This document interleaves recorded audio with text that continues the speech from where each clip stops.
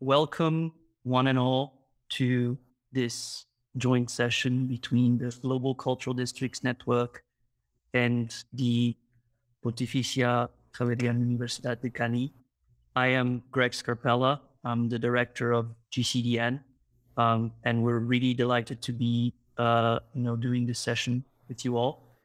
Global Cultural Districts Network, it's in the name. It's really a network that promotes and connects and advocates for and researches for and does all things around cultural districts.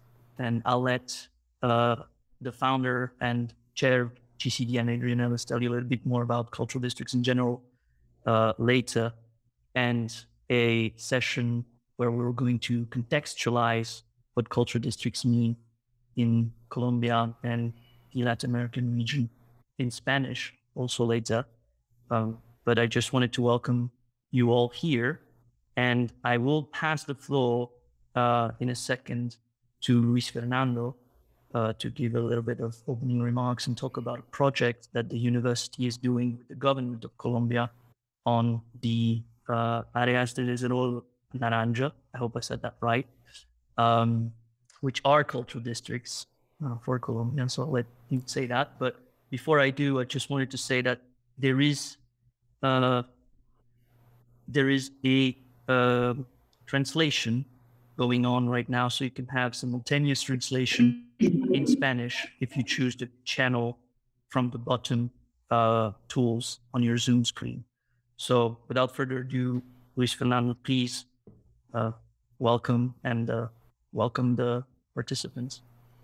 Thanks, Greg. Muchas gracias, Greg. Thanks, Greg.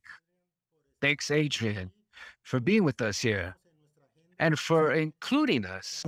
Donde interactuamos con el gobierno nacional, más concretamente con el Ministerio de Cultura. También veo que ya se ingresó la doctora Adriana Padilla, nuestra viceministra. Our vice minister of the national government. Entonces yo le daría la palabra a la señora viceministra y posteriormente concluiría. Simplemente haría una pequeña anotación, por favor, para los que nos están escuchando. Recuerden que pueden seleccionar el idioma. En la parte derecha ahí dice una selección del idioma, lo pueden marcar en español o en inglés para que sigan toda la conferencia sin ningún problema. Doctora Adriana, mil gracias por acompañarnos. Tiene usted la palabra. Hola, buenos días. Qué gusto saludarlos.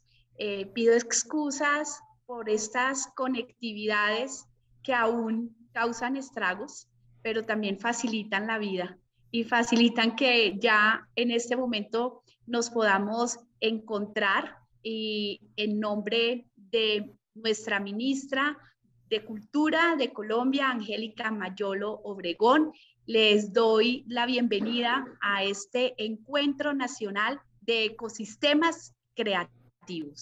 Y quiero también extender un saludo muy especial a todos los que hacen posible que este evento se realice, a la Red Mundial de Distritos Culturales, a Gregorio Lucena, su director. Muchísimas gracias, porque gracias a su visión precisamente ha logrado ir posicionando esta red, que sabemos de antemano que los esfuerzos para articular estas estrategias y estas experiencias de actores, porque aquí es muy importante esta red precisamente por ese intercambio de saberes, por ese intercambio de conocimientos, por saber en qué nos hemos equivocado, pero en qué nos ha ido bien. Creo que lo valioso de nuestro sector es precisamente que nada está escrito sobre piedra, y precisamente por ser un sector en donde producimos totalmente ideas que se vuelven renovables, hace que también nosotros seamos muy flexibles y logremos impactar a otros sectores y permanentemente estar generando información. And permanently generate information.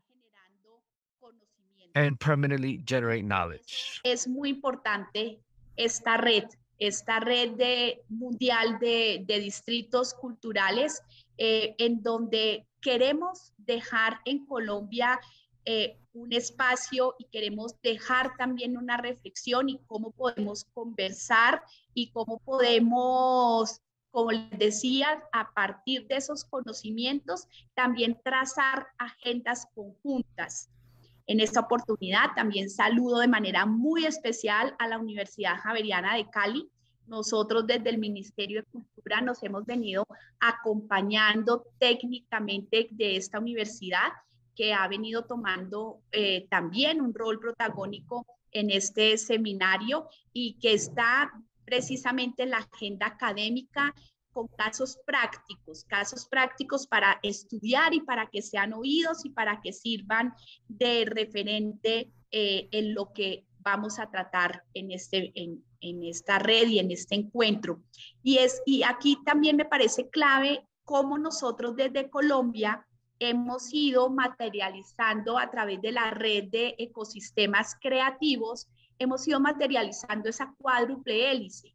Ustedes también a lo largo van a ver cómo la academia hace parte de este proceso, pero también cómo el sector privado, a través de los empresarios, a través de los gremios, se ha vinculado, los gobiernos territoriales, que sin ellos sería imposible, porque nosotros desde el gobierno nacional damos la política pública, pero necesitamos de las voluntades de los gobiernos municipales para poder materializarlo. Y esto es lo que se convierten estos espacios que para nosotros no son simplemente unos espacios geográficos o de infraestructura, sino que son precisamente ecosistemas vivos en donde el contenido está dado por quienes enriquecen lo que hace diferente a cada país, y es nuestra diversidad cultural. Y eso lo van a venir viendo a lo largo de este espacio. Y pues también quiero saludar a todos los invitados, a los más de 40 distritos culturales que hacen parte de este espacio.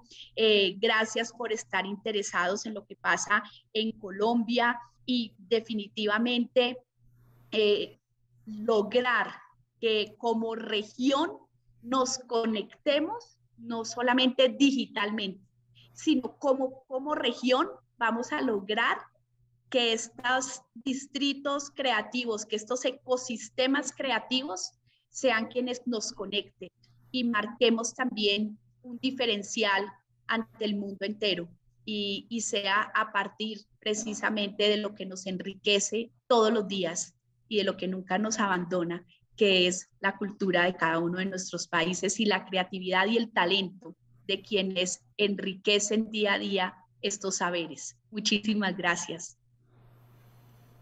Bueno, muchísimas gracias a la señora viceministra de Economía Naranja y de Creatividad del Gobierno de Colombia. Muchas gracias, doctora Adriana. Quisiera rápidamente introducir lo que vamos a desarrollar. Aquí nos acompaña, tenemos un gran aliado en esto que es la Red Global de Distritos Culturales. Nos acompañan Greg Escarpela, el director, pero también nos acompaña una persona muy importante que es como el gran padre de esto, que es Adrian Ellis, al cual le agradecemos mucho su presencia y que nos esté acompañando en esto. En la segunda parte también vamos a desarrollar un conversatorio porque todo esto es importante, pero es importante conocer las experiencias de otras ciudades, de otros países, que podemos nosotros capturar allí para mejorar el acompañamiento técnico que le estamos haciendo, en este caso al Gobierno de Colombia a través del Ministerio de Cultura, para desarrollar en las regiones, en las localidades, unos distritos culturales y creativos que en el nombre del Plan de Desarrollo de Colombia se denominan Áreas de Desarrollo Naranja, ADN. El acompañamiento técnico de la universidad es acompañar al ministerio para implementar estas zonas, para conocerlas mejor, y tienen una serie de características muy importantes que rápidamente las quisiera resumir en lo siguiente. Se vinculan los territorios locales, básicamente está incluido todo el país, más la comunidad que lo acompaña. Desde esa perspectiva, esta estrategia es inclusiva poblacionalmente porque incluye mujeres, incluye etnias, diferentes niveles de educación y también diferentes opciones tecnológicas para el desarrollo de estas diferentes iniciativas que se aglomeren allí. Esas iniciativas, que bien lo podemos llamar bienes, servicios o experiencias, están con base o nacen con base en el patrimonio material, el patrimonio inmaterial, donde se vinculan a habilidades tradicionales con la creatividad para generar nuevos negocios, nuevas oportunidades de mercado inclusivas para estas regiones. De allí que esa oferta de bienes, servicios y experiencias aporten a la generación de un entorno que genere mayor diversidad y tolerancia, que promueva la innovación, que atraiga el turismo y dinamice las industrias creativas. Desde esta perspectiva es una gran estrategia de desarrollo centrada en el territorio sobre la base de su potencial endógeno. Y eso es lo que vamos a estar viendo, esas estrategias que se han desarrollado en otros lugares, en otros países, y nos acompaña un selecto equipo de panelistas, la misma viceministra ya la presentamos, nos acompaña también Gabriela Gómez Mont, ¿cierto? Diego Radiboy, Juan Carlos Belloso, y en la medida que se pueda vincular Mónica Ramírez de COCREA en Colombia. Entonces, sin más, yo le daría el paso a Adrian Ellis. De nuevo, muchas gracias, de verdad que nos hayas incluido en tu agenda y puedas estar presente. Gracias, Minister Luis Fernando and Santiago. Thank you all. This is a privilege to have the opportunity to talk to you, and I hope that my English is. I will speak for the translator. I have made a little presentation to try and put in an international context some of the things that you are all currently thinking about. So if I may, I'm going to share my screen, or at least attempt to share my screen. Yeah, I have succeeded. So I think that what might be useful is for us today to consider 4 questions about cultural districts. Districts, in English, they sometimes called quarters, precincts, clusters. But the first is, why is there currently, internationally, so much attention paid to this clustering of cultural activity? The second question is, what do we know about the success? And I want to say something not just about what success looks like, but what the conditions of success are. Thirdly, what are the principal drivers or catalysts or tools that one can use in the creation of cultural districts? And drawing on the membership of the cultural district network that that Greg and others mentioned earlier, what is it that people are thinking about as being the problems that are most pressing and where they are most looking for interesting and creative solutions? So I will run through, if I may, these topics and give a sense. So the first thing it's worth saying about cultural districts is that they are as old as urbanism. They are spontaneous clustering of cultural activity is not dissimilar from the spontaneous clustering of other forms of activity, and it occurs naturally. And when people talk about naturally occurring cultural districts, they're talking about a phenomenon that dates back to at least the 15th and 16th centuries. If you go to Cremona in Italy, you will see a clustering of musical instruments makers. The clustering of any manufacturing process is a phenomenon that was studied in the 1870s by economists who understood that there are advantages, informational advantages, structural advantages of particular parts of industry clustering. Those naturally occurring districts are one very important phenomenon, and one that I want to return to because they form the basis of organized districts. And for at least the last 200 years, people have been thinking about proactively organizing districts. This is a picture of Museum Island in Berlin, which was started with a master plan by Schinkel in the 1830s. but it was based on the master plan, which took from right through to the mid-1930s to complete, was based on a naturally occurring district. Today, there are, as we think about districts, there are probably three things that are distinctive in the last 10 or 15 years. The first is that we are increasingly impatient, and therefore we work to faster timetables. And indeed, some of the timetables that we work to, some of the timeframes that we work to are extremely rapid, particularly in China, in the Middle East, where there's rapid urbanization. And a lot of the sort of organic coming together is much more difficult in those circumstances.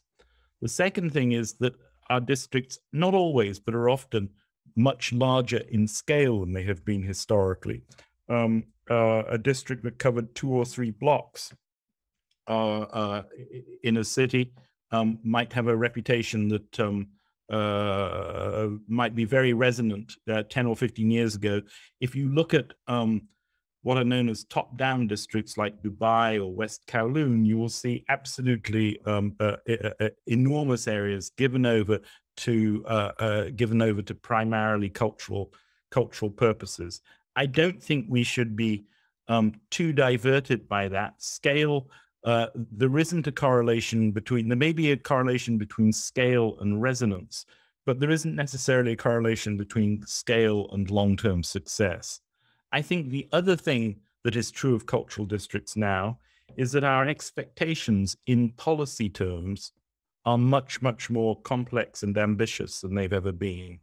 When we think about a successful cultural district, we are often thinking about what it does for social capital, what it does for economic development and innovation, what it does for tourism, what it does for the local community. In other words, as policy instruments, we often have extremely complex and sometimes conflicting ambitions and expectations for them, a point that I'll return to. So why is there all this emphasis on and interest in cultural districts these days? I think one obvious driver is globalization. Globalization means that ideas, people, capital goes around the world faster and faster as a result of two things. One is changes in technology, and the other is changes in legislative barriers. And what has happened, I suppose, over the period, the post-war period, or the post-Second World War period, and particularly from, say, the 1970s or 80s onwards, is that as that has happened and as urbanization has happened, cities, in a sense, have become commodified. That is to say, they look increasingly similar, they feel increasingly similar.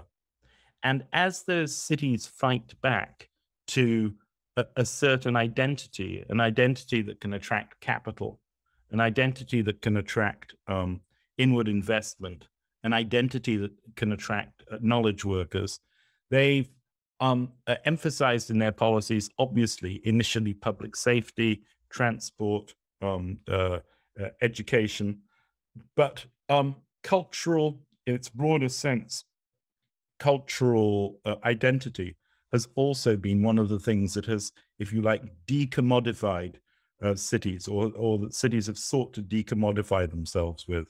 So as you look at those cities that have invested quite heavily in the development of districts, they're often those cities that are trying to attract inward investment, attract knowledge workers, attract tourists.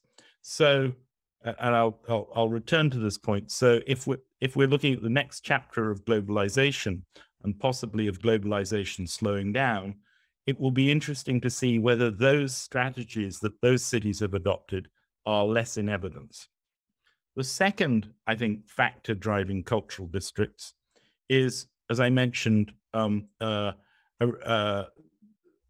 mentioned clustering earlier on. I mentioned that in the 19th century, there was a great deal of analysis of the phenomenon of clustering. In the last 20 years or so, clustering and the importance of clustering for fostering innovation has become, again, a very, very popular and I think quite compelling idea in industrial economics. People like Michael Porter and his 5 forces, but many other analysts have all sort of reverted to the idea of the importance of clustering, and not just spontaneous clustering, but clustering that is seeded or that is fed. And so I think that the second driver, if you like, of an emphasis on cultural districts has been the larger emphasis on the political economy of clustering.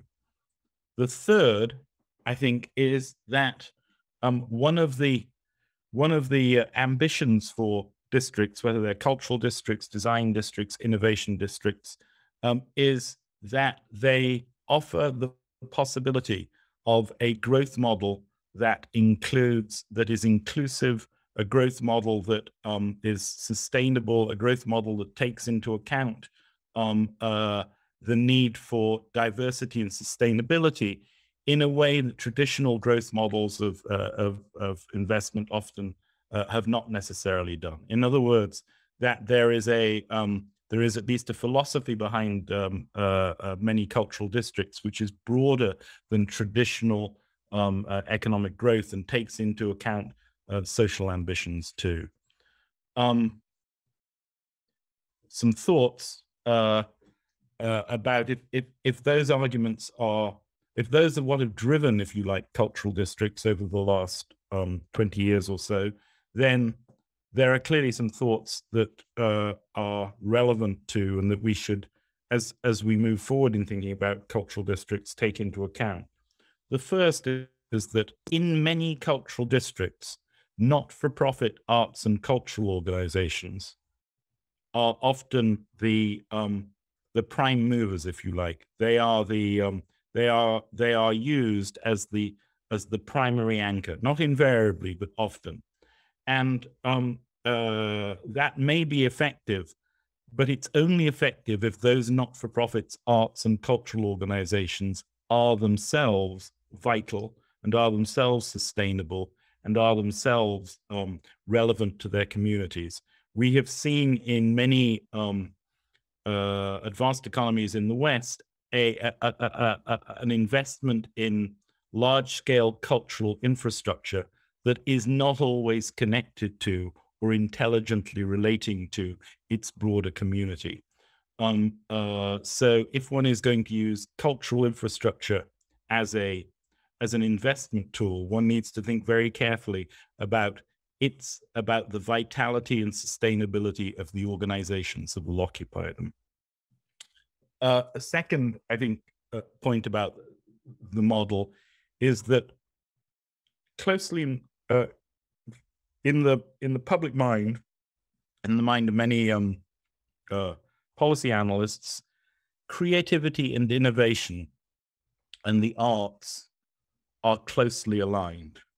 And therefore, it is seen that an investment in the arts is also an investment in creativity and innovation. That's partly true, but it's not wholly true. And if one wants to focus on creativity and innovation, there are many alliances between culture and technology, between culture and science, between culture and design, that are, if you like, a more fertile focus than one on culture alone. And therefore, in a sense, if you look at the balance of cultural districts, traditional art forms have sometimes been highly privileged in that mix, not always justifiably. The third point I mentioned already, which is if the pace of globalization slows, there may be a changing emphasis in cultural districts. And in a sense, it leads to the fourth point, which is cultural districts have often been developed in the context of tourism and in the context of high-end cultural tourism. But they are just as important potentially and can contribute just as much to the quality of life of a community. And the emphasis on tourism is extremely important in terms of economic development, but that tourism only works when those districts also have a strong root in their local communities. What do we know about success? Well, at one level, the attributes of success in cultural districts are really quite easy to recognize. It's harder, as I will suggest, to create those conditions, but we can recognize them relatively easily. Those districts that you think about, if you think about them warmly and you think about them as places that you would like to go to, that you would like to occupy, then the attributes are, first of all, human scale. It's critically important that when one's thinking about the design of cultural districts, when one's thinking about the creation of them, the support of them, that one takes into account human scale. Giantism, which is not, I think, an issue in Colombia, but it is in many countries where people lead with large-scale cultural infrastructure projects, is not conducive to the creation of spaces that that people can relate to. So the first thing I would say is think about human scale. This, many of you will know, is the Piazza del Campo in Siena in Italy, which is one of the most renowned public spaces and civic spaces in the world. Its scale is relatively small, but everybody looks at it and responds positively to the human scale. Second, the creation of safe public places. Safety is important. Public is important. A critical element in successful cultural districts is ensuring the civic realm is protected. So, and that the civic realm is genuinely democratic in character, that it is genuinely welcoming, that people not only are physically safe, but feel safe in those spaces, and that those spaces are spaces to watch and be watched, that they are not privatized, that if there is security, the security has a light touch, it's not invasive. Incredibly important in terms of the character of these spaces. Third, they are animated by light programming. That is to say that there is some entity which is responsible for public programming of the public areas, and that public programming is approached not as in a way that makes it fully intensely programmed always. That is not usually, that usually turns something into it gives it a very different character, and it gives it a character often that people won't go to casually. They won't just wander there. They'll only go when there is a specific event they want to see. But light public programming, street fairs, food, public art, occasional performance, amateur performance, intelligently programmed, gives life and vitality. And it requires experienced programming, experienced programming intelligence that can create a cycle and a rhythm of intensity and then less intensity and intensity and less intensity. Also celebrating, local festivals, the calendar to an annual cycle. And that requires, obviously, the infrastructure to do it. One of the things about those public spaces is, and it's easily done if you think about it at the beginning, is to make sure that those public spaces have in them, often set into the streetscape, opportunities for performance, for casual performance, for small atria, etc., where you can set up easily where you can set up easily for events.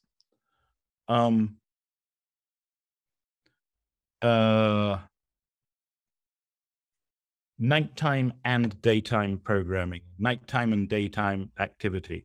It's important when thinking about cultural districts to think not necessarily 24 hours a day, but at least usually 18 hours a day, and to think about the cycle of night use and daytime use. One historic challenge of, say, theater districts has been, what are they during the day? Where is the activity during the day? Equally, where there are clusters of museums and galleries, what's happening during the night? Thinking about the programming and the usage and the zoning to ensure that there is consistent animation during daytime and nighttime, extremely important.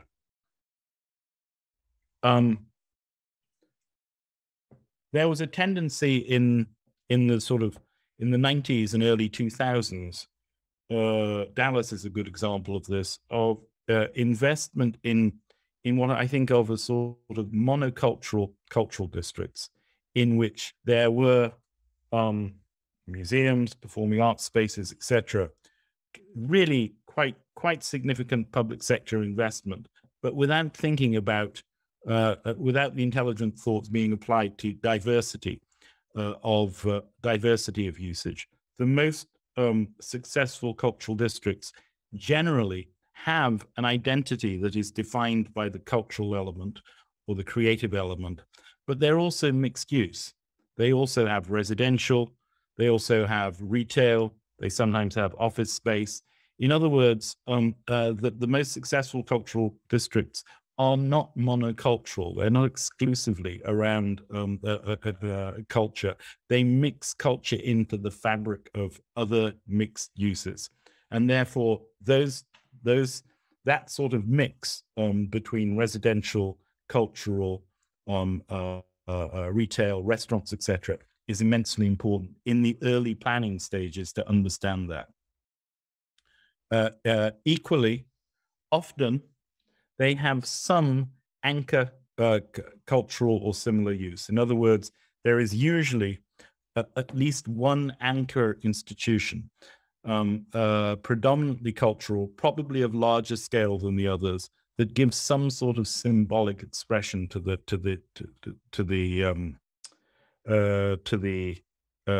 district. If you think about, for example, Brooklyn, it's Brooklyn BAM, Brooklyn Academy of Arts.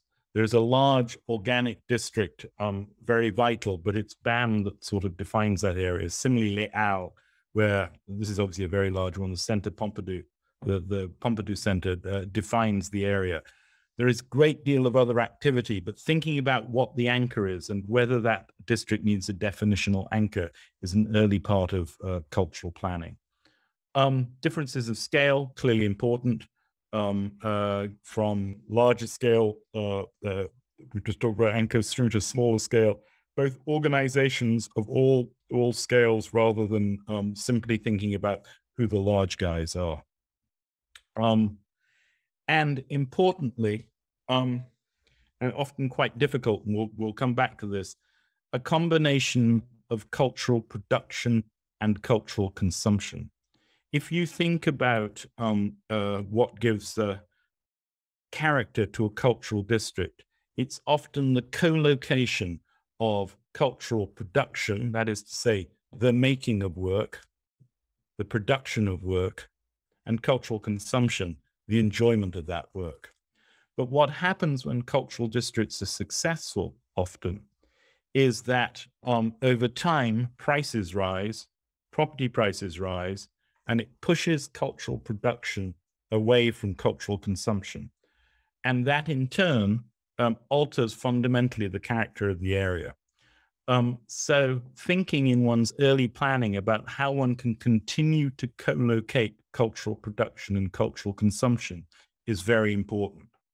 If you think about the High Line in New York, for example, the High Line has been immensely successful. It was anticipated that it would have a couple of 100,000 visitors a year. The High Line as a linear urban park has, I think, about 6 million visitors a year. But in doing so, it has forced up property prices and fundamentally altered the character of the area. In some ways, you might call that success, but in another way, it's unable to capture the benefits of those uplifts, and therefore the cultural production that was historically in that area has moved away from it. I'll say a little bit more about that and gentrification in a moment. Other criteria of success: it should be walkable, should be legible, usually neither totally pedestrianized, which gives an area a sort of overly sanitized feel, nor overwhelmed by traffic, clearly.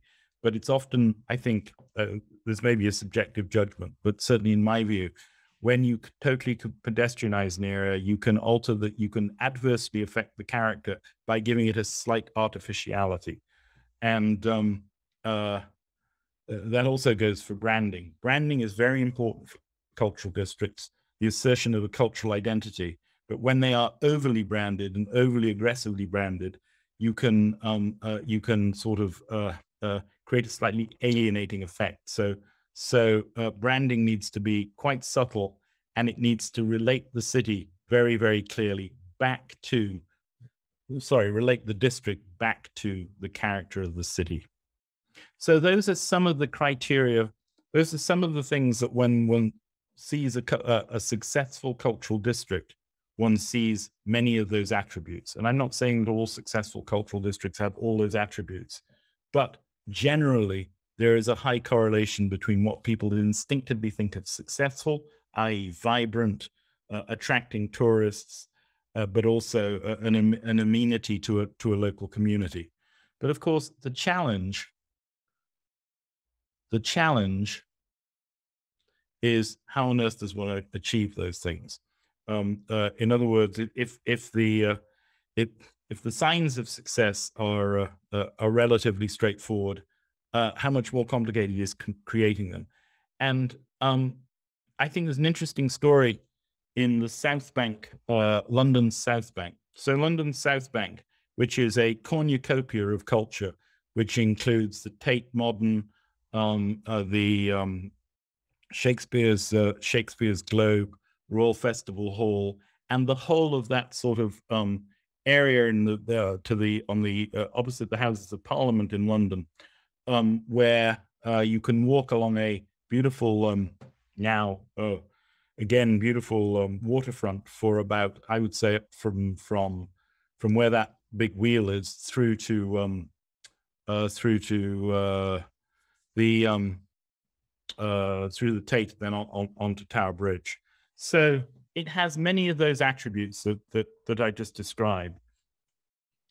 But behind those, there are some of the sort of the larger lessons, if you like, of what it takes to have a successful cultural district. And I think that these apply not only to the sort of swaggering large ones like London, but also more community-based ones. The first is that in order to make that happen, there needed to be a strong coalition between the voluntary sector, the private sector, and government. That is to say that there was a common understanding, an understanding that went beyond the electoral cycle, of the importance of a strategic approach to planning across the entire area. And this crossed, if you like, different boroughs in London. So a strong civic political coalition is often very important in these. Second, there was an understanding right from the beginning of the importance of the public domain, by which I mean that you can imagine along a piece of real estate like this, the temptation both of developers and of planners to sacrifice the larger picture, to an individual development opportunity. But somehow over a 10, 15, 20-year period, through both intelligent zoning and the implementation of that zoning, they managed to hold the civic realm and protect the civic realm, so that as different development opportunities arose, they were looked at from the perspective of a master plan that included significant public space. Otherwise, the whole of that area along the riverbank would have been occupied by private entities and wouldn't be a public or civic space. And I think the third lesson that you can learn from a successful cultural district like this is that the local community was consulted from the inception, and that from the inception there was a deep preoccupation with ensuring that this served not only the economic interests of the city and its promotion, but also the economic and social interests of the immediate community. And that community, which is to the south of the river, genuinely has a place in here. There is social housing. There are much, as well as the large anchors like Tate or South Bank, there are much smaller organizations that serve the local community. There are most of the larger employers have an obligation which they respect to prioritize local employment. So there is a strong local community interest in and structures to accommodate the views of that local community. So I think what I'm saying is that when you look at those larger, when you look at those earlier criteria, underneath them, there are those three essential things. There is a strong coalition between public, private, and not-for-profit. There is a long-term view of the public domain, and there is a commitment to community engagement from the inception of the project. So, and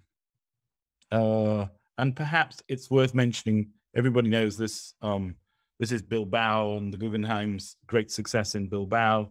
You know, it's of a vast scale, but, you know, sometimes these larger projects do have interesting lessons. I think there's a fourth lesson here that I'd emphasize, which is this is a jewel in the crown, if you like, but there is a crown. In other words, that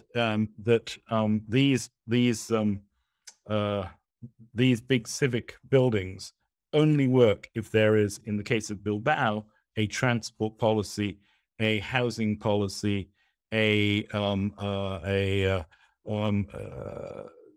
larger investment context in which they're placed. And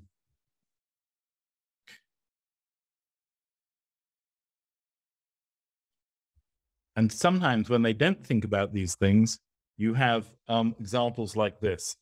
I think this always makes me sort of want to cry a little. This is I think of this as the sort of an example of cultural infrastructure investment that has not been thought through. This is the Museum of Contemporary Art in Cleveland, Ohio. If you're thinking about how do you make it, you know, porous, welcoming to the community, etc., you look at that and you think, what were they thinking? So, you know, it is easy to make mistakes in this game. You know, one way of thinking about it is when you're thinking about planning cultural districts naturally occur, and we can go and see those naturally occurring districts. And we might think that, you know, we see those attributes of success, we can just recreate them. But that's a bit like thinking that if you're a wild orchid, if you're collecting wild orchids, you can just pick up the orchid and put it somewhere else that will grow.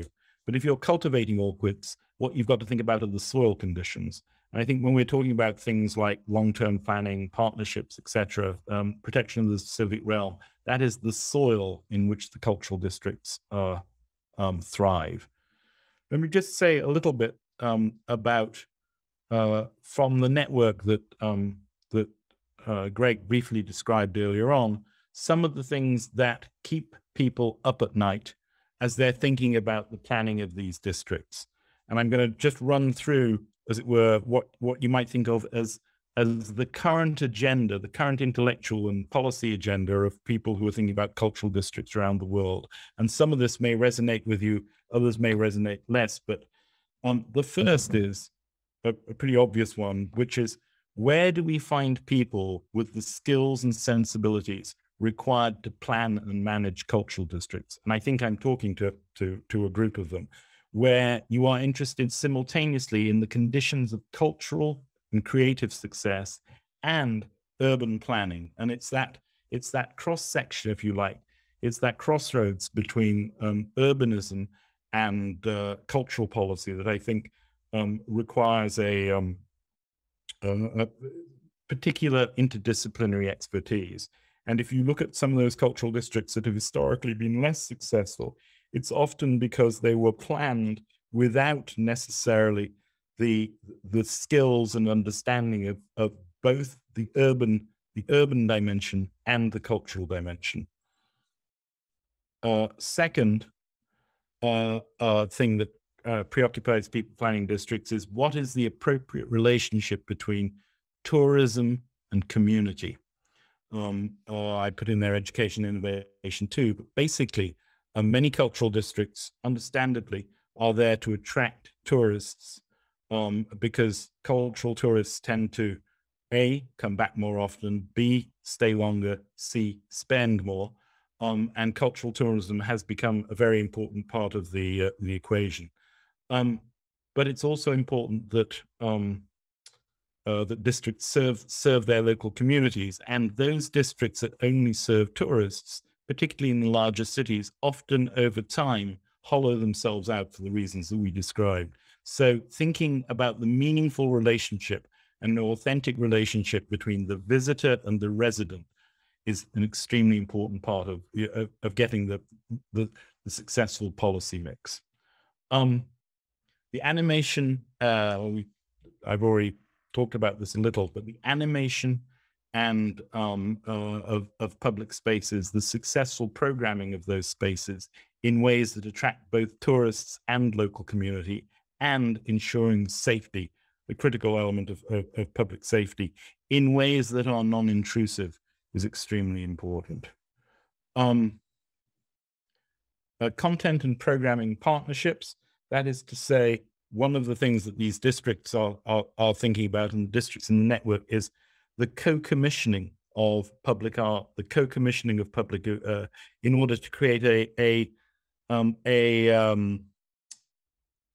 touring circuit between cultural districts. This may be something that on a local level may be relevant to Colombia, where you may have the opportunity to co-commission and therefore allay costs for public art that then moves around between districts. Again, I mentioned earlier, but incredibly important, the co-location of production and consumption in ways that are successful in the long term, so that you can capture the value of increases in property values for the benefit of the local community and for the cultural infrastructure.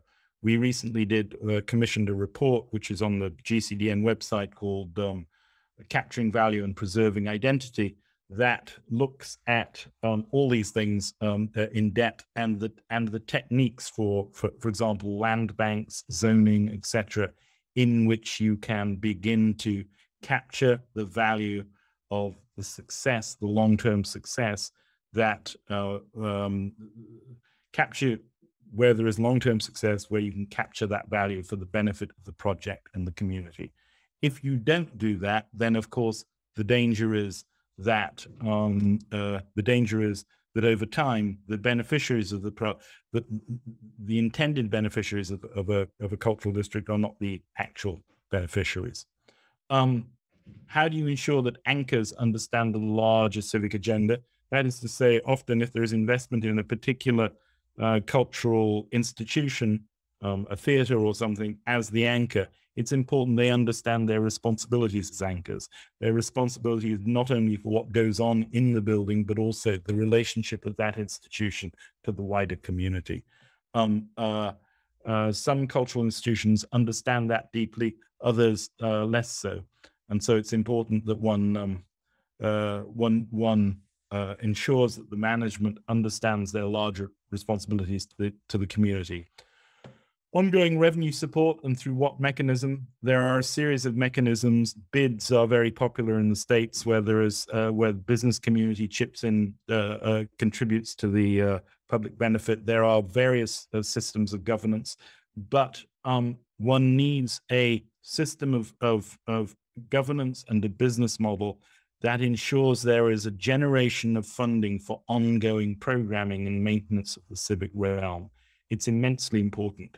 If one just has capital support for the creation of public spaces, but not the revenue to program them, then the results are often significantly less distinguished.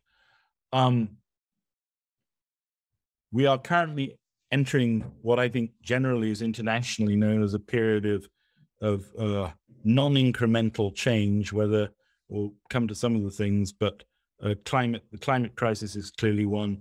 The long-term impact of series of COVID related or pandemic related disruption is another. Thinking through what that means for tourism, what that means for public spaces, what that means for gathering is an immense preoccupation currently, and ensuring the sustainability in all senses of cultural districts is probably the biggest single issue that cultural leaders are thinking about currently.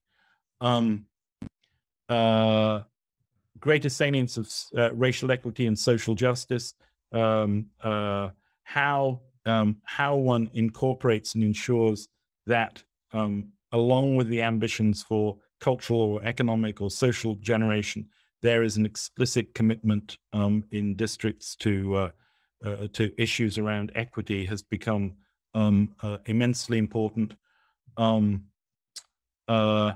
Getting the right voices around the table for planning and for subsequent governance. It's often the case that the loudest voices loom very large in decision-making early on. The community is not necessarily at the table. Property developers can be at the table. Government is often at the table. But trying to create a forum early on in which the right voices are heard around the table, important. The metrics of success. This is something on which GCN has done a great deal of work. Again, it's all available on the website. But it's not just economic impact, but social impact, educational impact, artistic value. And one of the things that this group of 50-odd districts are doing are developing a common language of metrics so that they can articulate, measure, and develop, measure and promulgate criteria for success in a common framework, potentially useful. Climate, sorry, I mentioned climate, and then I've also mentioned COVID. So it's a very full agenda. There are many things to think about, but what I would say is that this is an extremely exciting time for people who are interested in the contribution that culture can make to urban is really what cultural districts are. Their simplest are a way of thinking holistically about the contribution of strategic investment in culture to urban development. So I hope that gives you at least something to think about as you're thinking about the Colombian context. And I thank you very much for the opportunity to talk to you. Thank you so much, Adrian. Saludo a todos y todas quienes nos acompañan esta mañana. There are a couple of questions for you, Adrian. I don't know if you're still with me. I'm totally with you, but I'm also aware of the very tight timetable that you have. So if we can blaze through, there is one question from Luisa Mejia, who says, what kind of governance model do you suggest in order to ensure cultural district success? I think you need to think about models for the planning and they're slightly set different from models for operation. I think the model for planning needs to, it often requires a central agency and then extensive consultation around that, extensive and transparent consultation. The model for operation, that is to say, when a cultural district has been established, I would suggest that it probably needs it needs to be at arm's length from government. It needs to have government represented on it. Also needs to have the commercial interests represented on it, as well as the cultural interests. And then, and this is often the most challenging, community interests. It's the most challenging because you have to make decisions about, or you have to make choices, I should say, rather than decisions about how you ensure the authentic voice of community to be heard in it. But generally, that, you know, in most countries that we worked in, I think it is a not-for-profit entity on which there is representation of government and private sector interests, as well as cultural community and local community.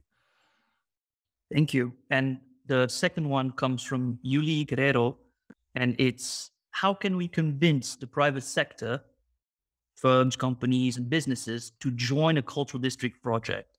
In the sense of, how do you show the cultural district's attractiveness to the private sector?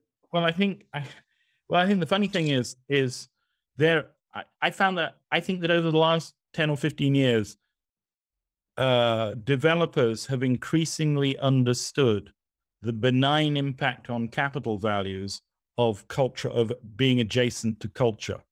And therefore, they have often become supporters of investment in culture because, not through any sort of philanthropic largesse, but because they have seen what it does for property values. So the challenge is to share some of that value, but also to capture some of that value, not for the developer, but for the benefit of the project. One of the, you know, if you take, and let's just take something very simple. Let's just take an art gallery that is adjacent to a residential, a residential development. That art gallery, it depends on the character of that residential development, but that residential development will probably be worth more as a result of being adjacent to that art gallery. So who pays for the art gallery? The public is paying for the art gallery. The developer is the beneficiary of it. It's a matter of capturing some of that uplift. The larger the development, the easier that is. And I think that one of the reasons why we have seen, throughout the world, these really large-scale developments, whether these very large-scale developments, really quite significant investment by the developer in culture, often in partnership with the city, it's for exactly that reason. So I think the answer is the answer lies in a bottom line oriented argument, but it requires the public sector to be involved too, because the public sector controls zoning, and where there is density and development pressure, that zoning can be used that zoning can be used to ensure that some of the value of the commercial development is transferred into the public domain. Thank you so much, Adrian. Thank you for that, and thank you for giving us this talk. I will, without further ado, turn to Juan Carlos Belloso, who is the founder and director of Future Place. He is in Barcelona, I think. Yes. You are in Barcelona today? Yes. And he will be taking over for the conversation part of this conference in Spanish with his panel. So I'll hand over to you, Juan Carlos. Okay, thank you very much, Greg. Buenos días a todos. Buenas tardes desde Barcelona. Para mí primero es un placer, ¿no?, participar en este evento organizado por la Universidad Javeriana de Cali con el apoyo de la Red Global de Distritos Culturales, de la cual tengo el honor de formar parte dentro del Consejo Asesor.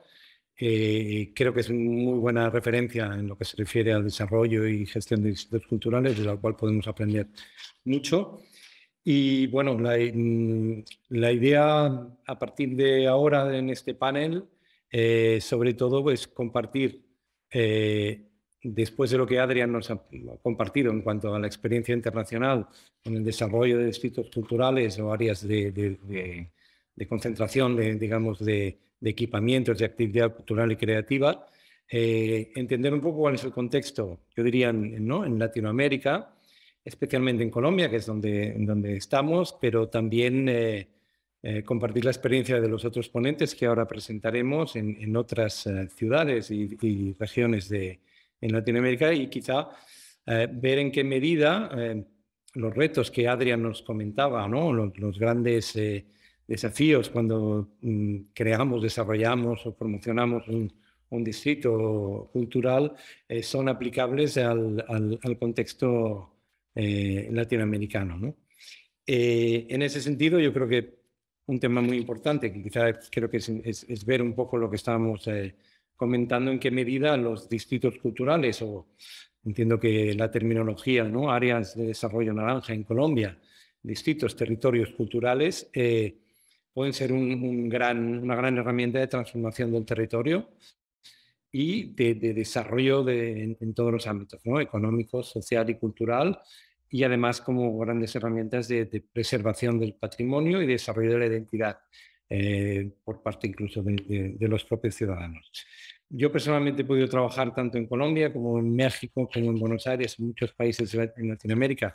Conozco más o menos algunas de las experiencias y estoy involucrado en algunos proyectos aquí en Barcelona y en el ámbito de institutos culturales que también me ha encantado de poder compartir.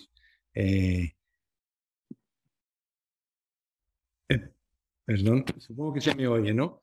Entonces, bueno... Perfectamente. Ok. Entonces, la idea es, efectivamente, ahora presentaremos a los ponentes. Insisto, la idea es que ellos nos puedan compartir sus propias experiencias y a partir de ahí iniciar una conversación abierta, tocando algunos de los temas que ya se han mencionado antes y que surgirán a través de la conversación, ¿no? Entonces, quizá lo primero es presentar a nuestros panelistas. Entiendo, por un lado tenemos no sé si está la viceministra de Cultura, Adriana Padilla. Si está, nos podrá explicar un poco, profundizar en la experiencia en Colombia desde la óptica de la administración o de las políticas públicas en el apoyo a la economía naranja y a los distritos culturales. Contamos también con Diego de Radiboy, director de cine, pero también antiguo director general del desarrollo cultural y creativo de la ciudad de Buenos Aires. Creo que es muy interesante ver un poco lo que en Buenos Aires también se ha hecho desde la óptica de la propia administración. Y tenemos también con nosotros el placer de tener a Gabriela Gómez Mont, fundadora y directora de Experimentalista, un estudio creativo especializado en ciudades, en imaginación pública, en creatividad, con sede en Ámsterdam, pero también con amplia experiencia en lo que es transformación urbana, economía creativa, específicamente en la Ciudad de México, pero entiendo que también en otras ciudades. Entonces, bueno, bienvenidos y gracias por estar con nosotros. Bien, yo creo que quizá para centrar un poquito el tema, es verdad que más o menos hemos hablado un poco de lo que son, y entiendo que la mayoría o muchos participantes tienen que ver con la economía creativa en Colombia y con las áreas de desarrollo naranja. Sabemos, por lo que conocemos, que hay una estrategia muy clara de desarrollar este tipo de áreas de desarrollo creativo. Si no me equivoco, son alrededor de 73 en todo el país, en diferentes ciudades, ¿no? Quizás sería interesante conocer, para luego volver quizá a Colombia, ¿no? ¿Cuál ha sido la experiencia en el caso de Buenos Aires, ¿no, Diego? En lo que es el desarrollo y potenciación de distritos culturales, sea de nueva creación o de impulso desde arriba, o sea orgánicos, donde había áreas que ya contaban con actividad creativa, artística o cultural. Y luego, si acaso, Gabriela también nos puede explicar un poco y a partir de ahí iniciamos un poco la conversación, si os parece, ¿no? Con lo cual, si quieres, Diego, te doy la palabra y podemos escuchar un poco tu experiencia, ¿no?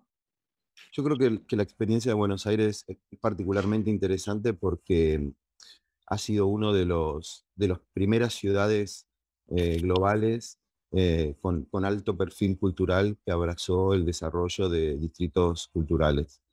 Eh, los casos que hay son tres: un distrito audiovisual orientado a la industria del cine, que se montó sobre un área de la ciudad que era Palermo, que tenía un perfil ya orientado a la industria. Había estudios de televisión, había estudios de cine, había productoras que tenían sus oficinas ahí. Entonces se dictó con una ley de promoción impositiva para las empresas de producción que estuvieran en el área. Ese fue muy exitoso, pero es el modelo que mencionaste de cuando el Estado va sobre un área que ya tiene un desarrollo natural o una conglomeración espontánea. Después, los otros dos son interesantes, el de diseño y el de arte, porque sí se crearon en áreas de la ciudad distintas y con el mismo modelo de leyes. Y no hay en Buenos Aires, como sí, por ejemplo, ahora que estoy desde el estoy transmitiendo del centro de convenciones en Miami, acá es un caso donde el desarrollador privado, generó distritos de diseño, distritos de arte, que es el otro caso, que no sea en Sudamérica, pero que sí creo que en algún momento en el estadio del desarrollo de un distrito es importante que también el privado se sume al desarrollo económico. Tiene que en algún momento entretejerse la política pública con la política de la comunidad económica para que el desarrollo cultural tenga el master plan que uno sueña, ¿no? Que es el que en algún momento deja de depender de políticas activas fuertes como son las que se generan al principio, ¿no? del desarrollo de un distrito. El último, que es el Distrito de las Artes, tuvo un desafío especial porque se hizo en el barrio de La Boca, que es uno de los barrios más tradicionales de Buenos Aires, porque es el que está sobre el puerto, en el que todos los inmigrantes llegaron, que tiene una alta tradición cultural y sobre todo tiene además mucha significación turística porque es uno de los principales destinos turísticos de la ciudad visitar Caminito. Entonces planteo desde ya otra situación interesante, que es cómo desarrollo un distrito cultural respetando la identidad preexistente, minimizando la gentrificación cultural y a su vez que sea algo que aporte valor. Entonces sí, creo que Buenos Aires tiene el abanico de experiencias. Muchas gracias. No sé, Gabriela, si quieres un poco también explicar tu experiencia, ¿no? Tanto en Ciudad de México como en otros sitios donde hayas podido participar, que puedan ser relevantes. Sí, por supuesto. Un gusto enorme estar con todos ustedes. Justamente durante 6 años, del 2013 al 2018, fui la directora y fundadora de lo que se llama un laboratorio para la ciudad, que era el área creativa y experimental del gobierno de la Ciudad de México. Entonces yo le reportaba directamente al alcalde de la Ciudad de México, tenía un equipo de 20 personas y la mitad del equipo eran de ciencias urbanas y políticas y la otra mitad de humanidades. Entonces, desde geógrafos urbanos, politólogos, internacionalistas, urbanistas, trabajando de la mano con artistas, diseñadores, cineastas, filósofos, arquitectos, futuristas inclusive y demás, y todo lo que hacíamos justamente estaba en medio.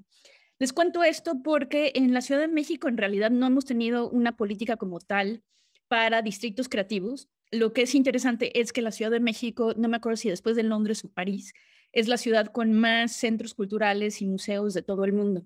Entonces, la vida cultural y creativa de la Ciudad de México la ha hecho temblar desde siempre.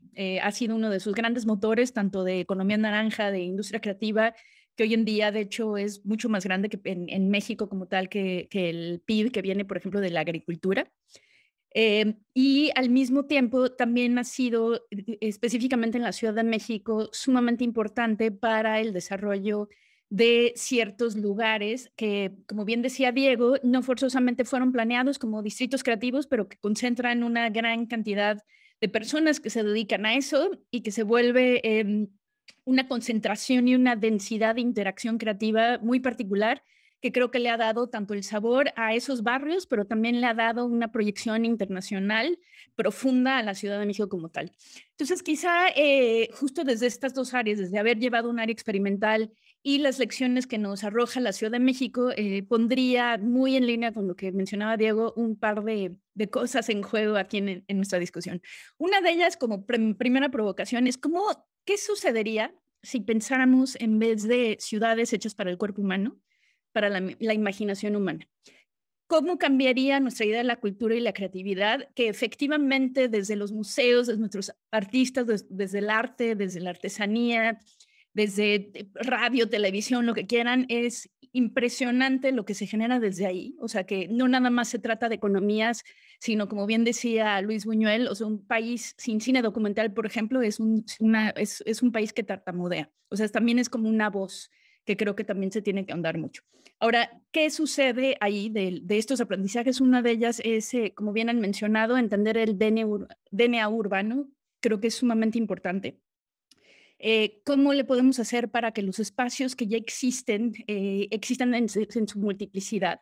En donde sí efectivamente podamos tener museos ancla que de alguna forma ayuden a generar como este ethos y que atraigan a gente a estos distritos, pero ¿cómo le hacemos para que la ciudad misma sea ese gran laboratorio experimental que de hecho sobrepase por completo lo institucional, la forma que se entiende la cultura desde sus barrios? Entonces, ¿cómo se le hace? Y lo mencionaba Diego y también está en mis notas cuando estábamos preparando la sesión.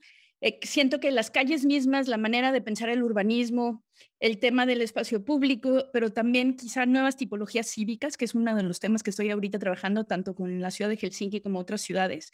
¿Cómo seguimos, en vez de habernos quedado con un repertorio relativamente limitado, bellísimo pero limitado, bibliotecas, makerspaces, etc.?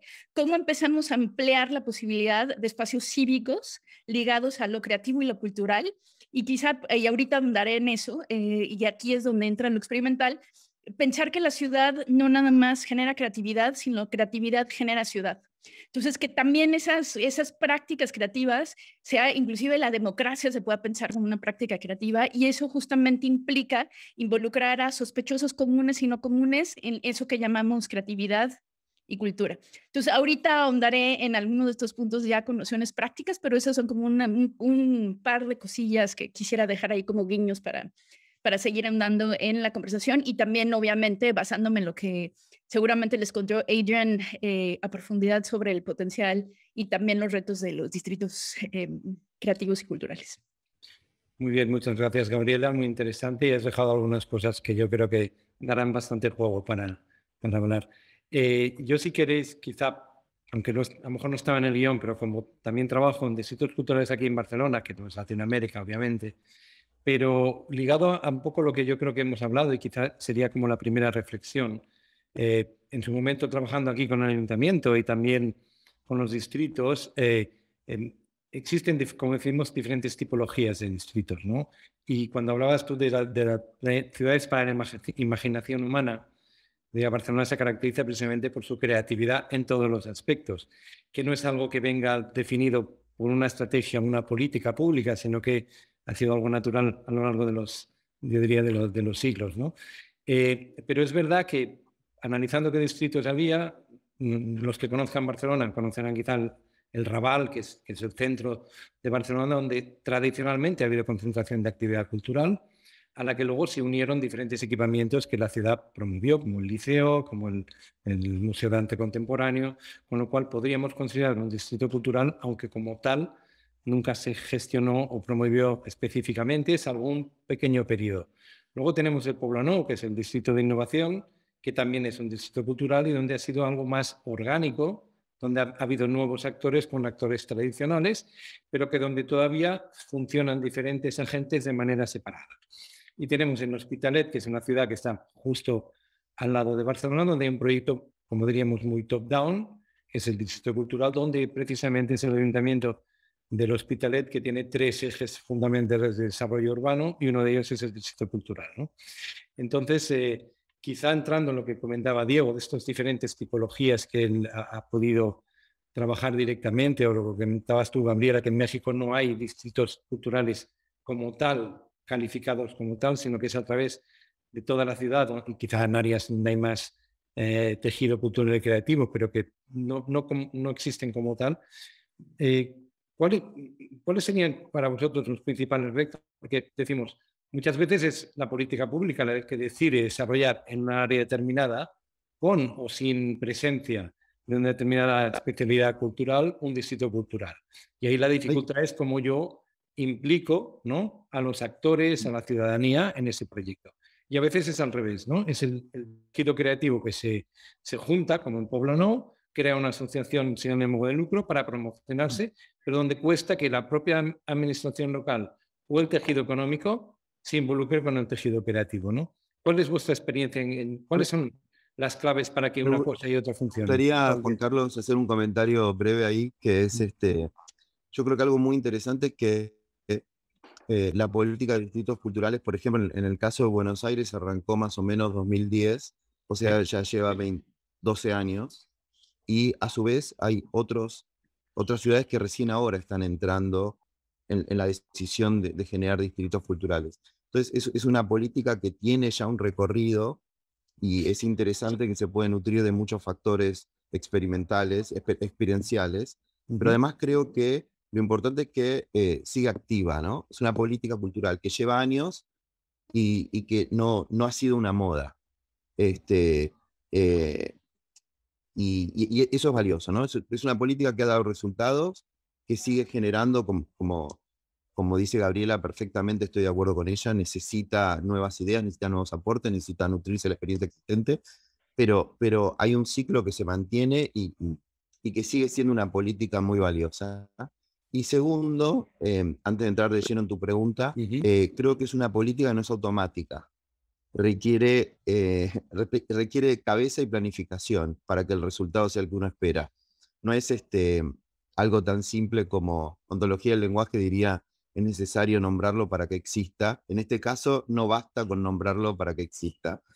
Requiere además muchas buenas decisiones, mucho estudio de lo que hay antes, de cuál es el perfil urbano de ese barrio, cuál es la estrategia, cómo trabajo con la comunidad. Hay muchas cosas que pueden hacer que un distrito fracase o no llegue a donde uno quisiera estar, y es importante, por eso es importante lo que hace la red de distritos culturales, es importante el intercambio, es importante nutrirse de la experiencia anterior, porque no es algo automático ni sencillo.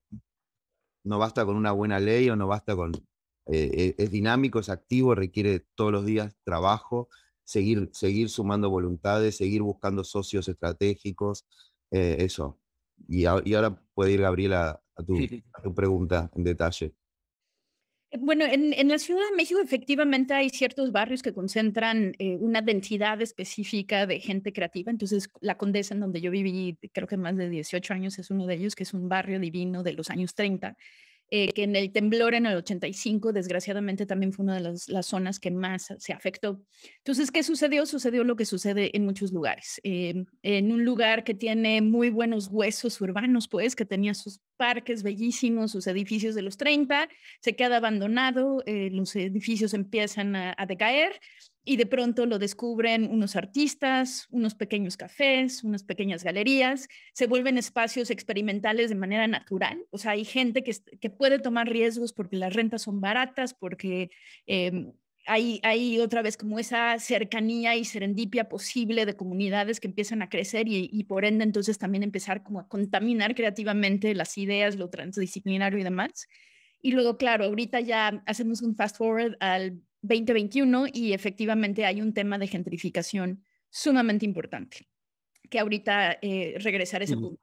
Después tenemos a lugares como el Centro Histórico, que el Centro Histórico de la Ciudad de México tiene una cantidad de capas históricas que como pocas ciudades, o sea, tenemos pirámides abajo de edificios contemporáneos, o sea, es capa tras capa tras capa, y la cultura también es así. Entonces tenemos desde museos antropológicos al aire libre. El Centro Histórico, de hecho, está catalogado por la ONU como el espacio museístico al exterior de los más grandes del mundo. Entonces se considera inclusive el centro como tal, como un museo al aire libre viviente.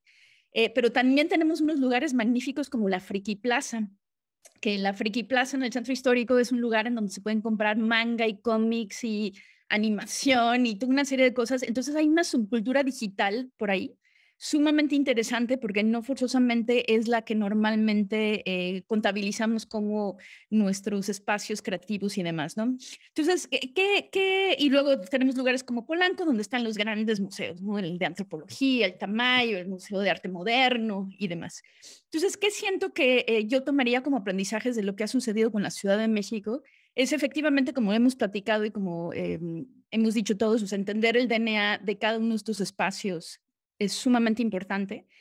Y al mismo tiempo siento que los parques tecnológicos, por ejemplo, en algún momento nos dieron grandes lecciones que tratar de hacer monolíticos los espacios urbanos no funciona, o sea, acaban muriendo.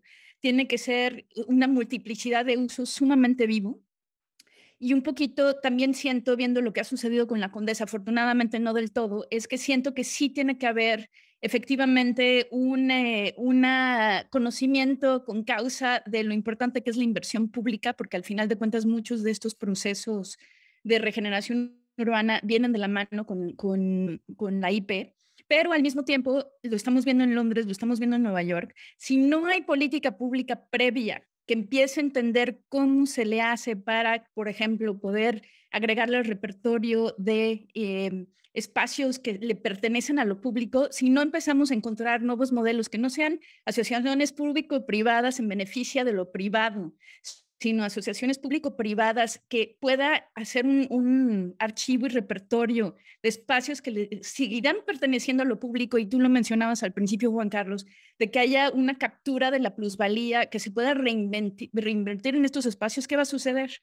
Lo que en Londres, o sea, ya no hay concentración de espacios creativos, ahorita todos están por otras partes, las rentas están tan caras, los estudios están tan caros, que ya los creativos están yendo a pueblos, o sea, ya los alejó tanto del centro y de sí mismos, que ya se mudaron a otra ciudad, que es interesante para las otras ciudades, pero que quizá hay temas que pensar, creo, con antelación, de que algo que parece muy bueno, como una inversión privada grande, al final de cuentas, a veces en 10 años o en 20, como le ha tocado la Condesa, pero a veces como en Miami, digo, creo que les duró 3 años uno de estos barrios en manos de artistas y luego ya entraron, ¿no? O sea, como ya se volvió carísimo. ¿Por qué? Porque fue ya una estrategia de bienes raíces, no una estrategia cultural. Quizá en esto, Gabriela, y Diego también lo mencionaba, entrando en el tema de gentrification, porque se ve por todo el mundo, que obviamente el proceso es el que describías, ¿no? Aparecen una serie de artistas muy creativos que buscan estudios con precios muy, muy bajos en entornos no desarrollados o abandonados, ¿no? Por las áreas industriales, y el proceso continúa hasta que ellos ya no pueden pagar los estudios, vienen los developers, como decía Adrian, y de alguna manera, al final, lo que hizo que un territorio fuera muy atractivo para los inversores, llamémoslo así, o para la gente para vivir, acaba desapareciendo y se traslada a otro territorio, ¿no?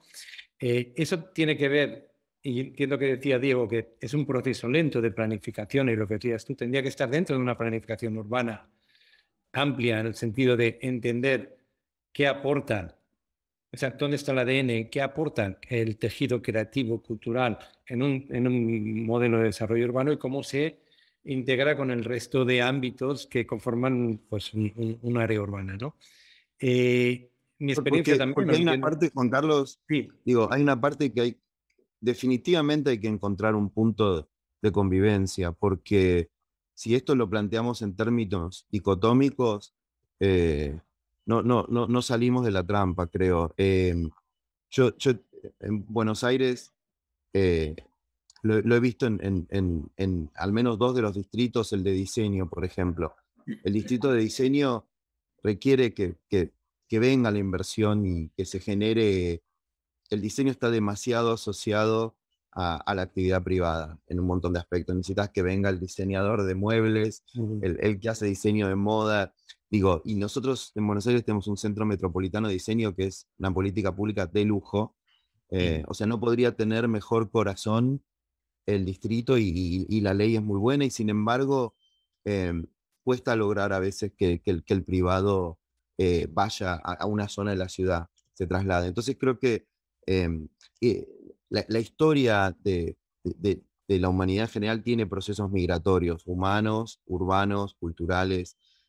Hay una conducta nómade y se siente la gentrificación, a veces creo, más en estos barrios porque uno mueve artistas o mueve cultura, que es lo que no querría, pero procesos de mudanzas y desarrollo se generan en todos los barrios. Yo creo que la clave de esto, había algo que decía Gabriela y que retrotrae a lo que dije antes, estos desarrollos necesitan mucha cabeza.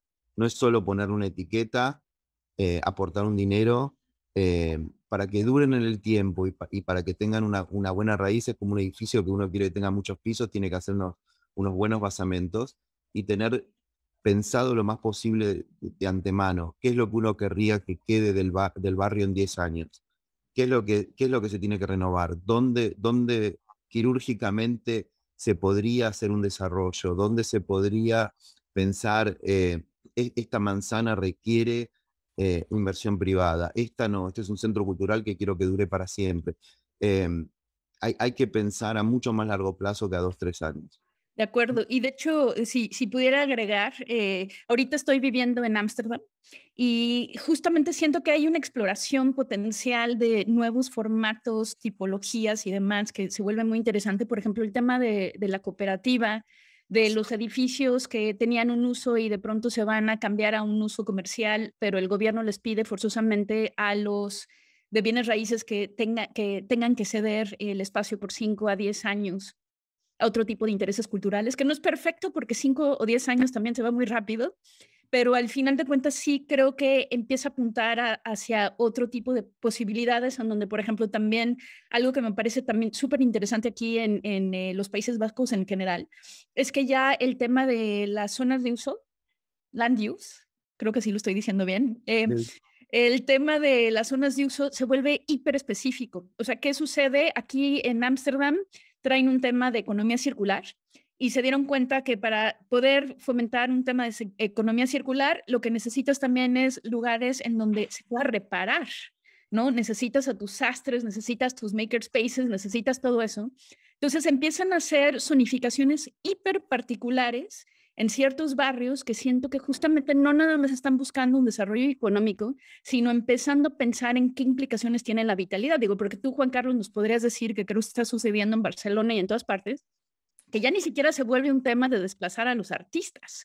O sea, ya se vuelve un tema de vivienda básica de para quién es la ciudad. O sea, ahora sí que lo más básico del derecho a la ciudad, pero que la cultura, a mi gusto, siempre va a ser como esta prueba litmus de lo que viene y que si se logra entender cómo proteger el espacio de la cultura, efectivamente abriéndose otras posibilidades y no siendo ingenuos, porque efectivamente ahí hay una necesidad de alianzas y de colaboraciones, pero creo que la imaginación política tiene que quedar del lado de lo público y que entonces la iniciativa privada nos tiene que seguir y claro, tomar ideas de ahí también, pero quien debe de tejer a mi gusto línea y directriz es del interés público y creo que eso se nos ha ido de las manos en un montón de ciudades en donde ya los edificios pues básicamente son capital congelado, como diría Saskia Sassen, ¿no? De hecho, refiriéndose a Barcelona. Yo creo que, ya que mencionas Barcelona, estoy totalmente de acuerdo y un poco en lo que estamos hablando, esto requiere de una imaginación e inteligencia a nivel de planificación que va más allá muchas veces de los propios políticos que a veces tenemos, no hablo en general, ¿no? Entonces, quizá la pregunta yo sería, no sean realmente a lo mejor los responsables de planificar, los poderes públicos, no son capaces de entender el verdadero rol de la cultura, de la creatividad, en lo que es el desarrollo de transformación urbana en el propio territorio y tampoco entienden, por ejemplo, el sector económico que sigue al desarrollo de un determinado distrito. Ya no hablo de los developers, que esto sí que creo que lo entienden muy claro y son los primeros que cuando los artistas se van, ellos ya empiezan a comprar porque saben lo que va a pasar, ¿no? Pero también pongo quizá en culpa al propio tejido creativo y cultural porque no es capaz de explicarse bien en el sentido de cuál es el impacto, cuál es el verdadero valor. Y en esto GCDN hemos hecho un documento para llevar un poco un advocacy guide para entender cuál es el verdadero impacto que tiene la cultura y creatividad. Con lo cual aquí un poco los culpables podemos ser todos, ¿no? Pero efectivamente la planificación yo a veces no noto faltar y quizá viene después cuando hay muchos problemas que se han generado en un determinado territorio, ¿no? Y ahí sí puedo decir algo rapidísimo. Siento que por eso se vuelve tan importante tener perfiles como Diego en el gobierno, porque al final de cuentas se tiene que también entender el etos creativo y no nada más el tema de política pública, o sea, porque es muy particular, o sea, apelar a los creativos, apelar a todo eso que se mueve intangible mediante la cultura. Si no tienes dentro de gobierno puentes con esas comunidades, siento que se pierde un grandísimo potencial. Hay una pregunta que me parece importante, que es, yo estoy de acuerdo, es una difícil solución, porque el capital económico no siempre busca los intereses más allá de la mera retribución comercial. Y cuando dependes completamente de la pata política, hay años de una buena gestión, te quedan 3 años de una gestión increíble porque vino alguien que se tomó el tema en serio, que resultó hiperactivo o hiperconcretador, y después pasan 4 años de meseta o nada, o caída libre a veces. Entonces, la oscilación de depender de un poco la gestión de turno es un poco golpea también, ¿no? Hay que ser honesto en esto y se ve desde afuera y se sufre a veces cuando uno pasa y quiere generar cosas. Pero no sé cuál es la solución. Sigo pensando que tiene que encontrar ahí en el balance, pero hay una frase que me gusta mucho siempre que es, tenemos que ser facilitadores o arquitectos, ¿no? Es el gran dilema. Y es muy fácil caer en la trampa de volverse un facilitador, sobre todo en términos de gestión política.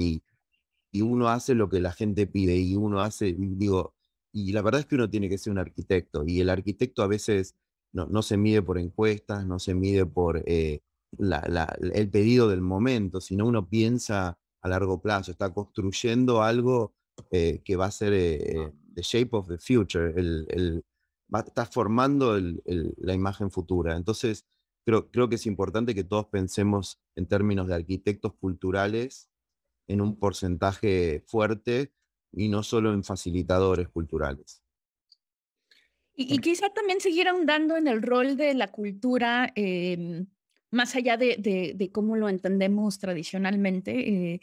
Una persona que invitamos en su momento a la Ciudad de México, Daniel Aldrich, que se mudó a Japón durante 5 años para estudiar los efectos post-tsunami y post-nucleares en Japón, tenía esta pregunta de decir, bueno, ¿por qué será que hay unas comunidades que la mortandad fue tan distinta, aunque eran pueblos relativamente parecidos o pequeñas ciudades relativamente parecidas, que les pegó el son durísimo a algunas?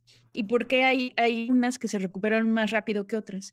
Y resultó ser que tenía que ver con los lazos horizontales, y que esos lazos horizontales en muchas ocasiones se gestionaban en lugares como las cocinas comunitarias, que son muy importantes para algunos de estos pueblos en Japón. Entonces siento que también seguir ahondando y abriendo la conversación tanto del potencial de las economías naranjas, pero también de lo social, que literalmente en este caso salvó vidas, así de trascendentales. No es la cereza del pastel, no es lo bonito, no es lo estético, no es lo que viene después de que solucionamos todo. Es el epicentro y la médula y el DNA de la manera que generamos significados históricamente como humanos y también cómo nos entendemos como ciudad. Entonces, eso creo que también puede lanzar las conversaciones urbanas, culturales, a lugares muy interesantes. Por ejemplo, ahorita con Bogotá, que la alcaldesa está pensando en cómo rearticular la ciudad entera alrededor del cuidado.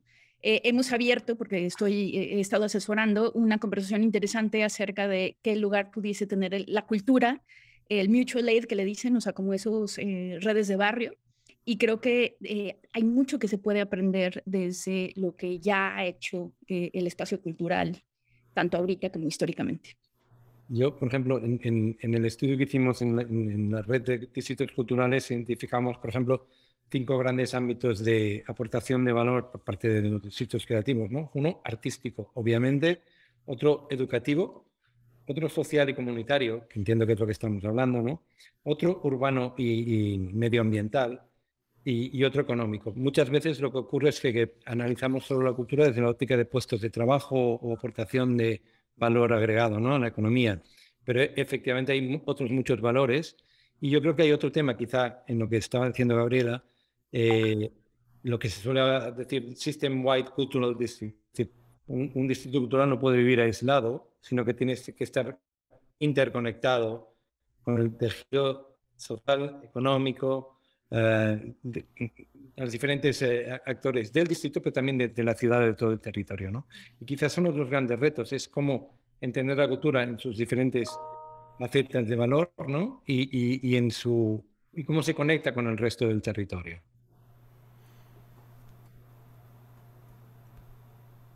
Yo quisiera aprovechar, Juan Carlos, si me permite un segundito, solo para mostrarles algo, porque realmente es algo tan complejo, tan multicausado. Realmente cuando ustedes en la experiencia que tienen lo muestran, que hay que pensárselo mucho. Colombia, digámoslo, cómo está empezando, digámoslo, en este proceso, con una política nacional que viene el plan de desarrollo.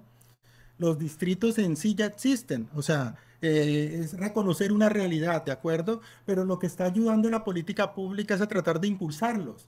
De ahí el gran reto, digamos, lo que se tiene para tener en cuenta muchos elementos. Pero para que ustedes más o menos vean lo que significa ello, quisiera mostrarles muy rápidamente los resultados de una encuesta que le hicimos a los ADN, ¿cierto? Recientemente a 73 que habían en el momento, ya va más o menos en 79, nos la contestaron 59. Pero para que ustedes vean más o menos de qué trata el asunto, porque si me permiten una analogía, lo que les he escuchado a todos es que un mismo vestido no sirve para todos. ¿De acuerdo? La naturaleza es muy distinta si hablamos de un distrito donde hay videojuegos a uno donde hay básicamente patrimonio y patrimonio inmaterial. ¿De acuerdo? Entonces hay que tener muchas características, pero mire lo que nos resultó, que por ejemplo en turismo y patrimonio, en el 85% de los que nos contestaron está presente. Arte escénica está presente en el 85%. Comidas, bebidas, dulces locales y ancestrales muy fuertes en Colombia, en toda América Latina, está presente en el 73%. Pero si siguen bajando, ustedes miren a los últimos 4 o 5, cine, video, radio y televisión está presente en el 39%, ¿cierto? Publicidad digital en el 29%, videojuegos solo en el 10%.